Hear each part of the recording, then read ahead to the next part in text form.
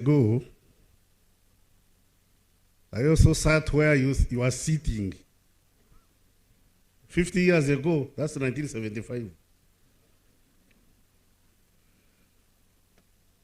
I may not look very exciting, but I'm not as dumb as I appear. I graduated one day, and I appreciate the anxiety you have to receive your degrees and go home and celebrate. I'm renowned for talking for long. Today I'm not going to bore you.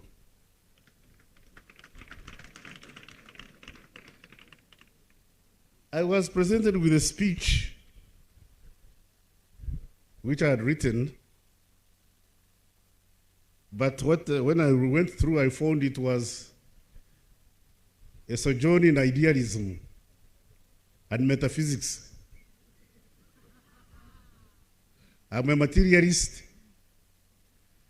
and I'm therefore not going to have recourse to this speech.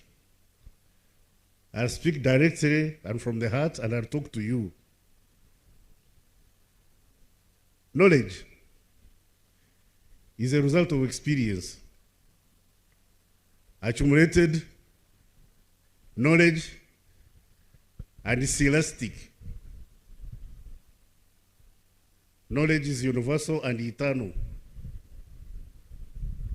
Knowledge is the source of development, and development is a result of contradiction. Where there is no contradiction, you are in doldrums. For a car to move forward, it must take grip of the road. The contradiction between the road and the tires makes the car move forward.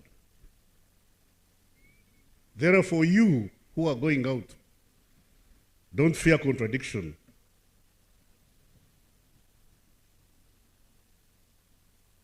Embrace contradiction and use what you think is disadvantage to advantage. Turn what you think is disadvantage to advantage for the good of mankind.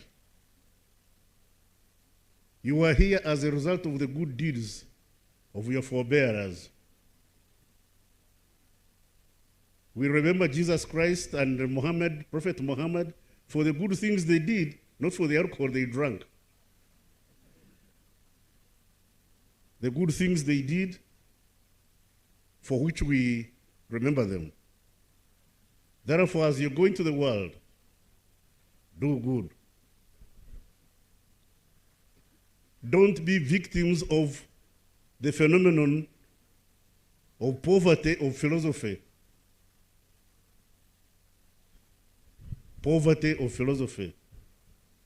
The philosophy that is besettled our region and Africa, the philosophy that has led to, well, in certain circumstances, development and inequality.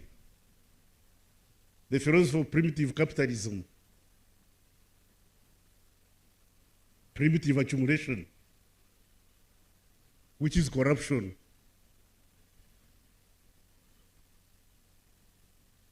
Don't embrace that philosophy of living off the sweat of others. I believe in this African world of resource from those who are able and distribution to those who are in need.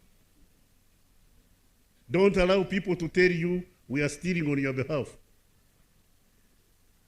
Leaders don't steal. We don't elect leaders to steal. Nobody worth their salt should glorify corruption.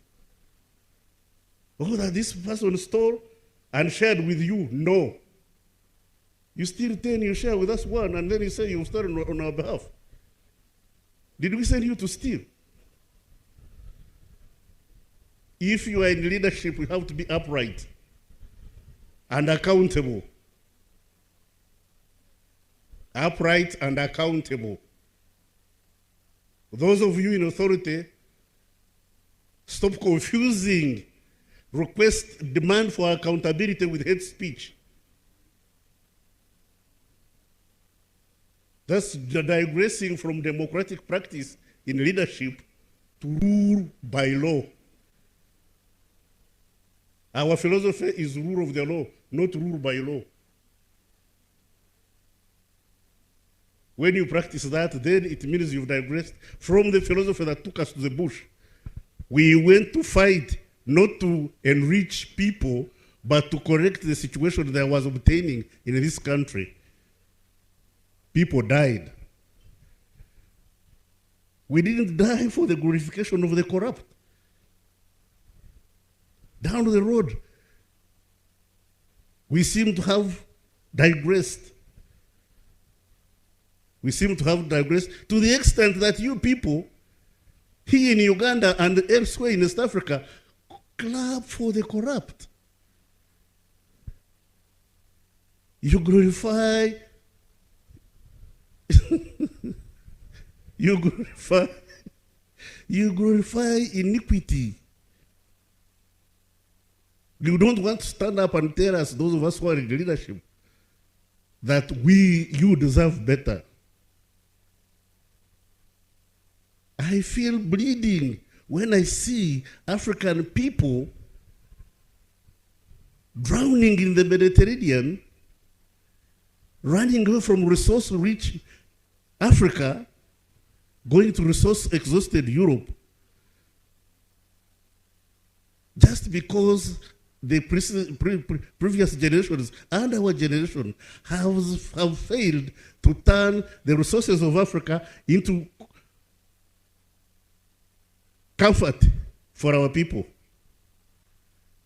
to convert the riches of Africa into solace and comfort for our people, so much so that they have to run away from wealth to go and become slaves. The other time they took us on ropes. They were taking Africans on ropes, especially these ones from West Africa. These days, Africans are paying to go and become slaves. Paying, and drowning in the Mediterranean to go and become slaves in Europe. Why? Because the current and past regimes of the African continent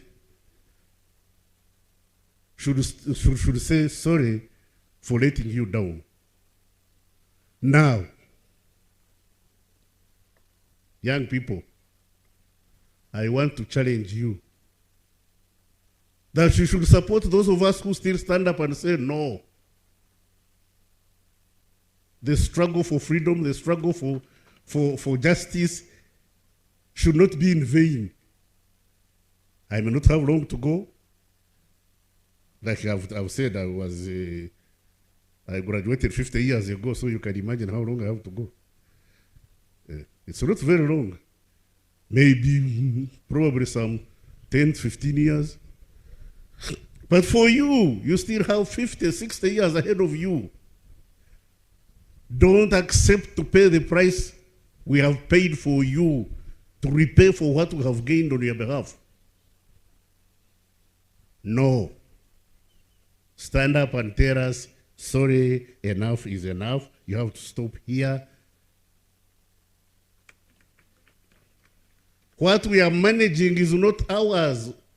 It's not our own estates. It's your resources. We are managing your resources, and we are in power with your will, your authority. None of us puts themselves in power.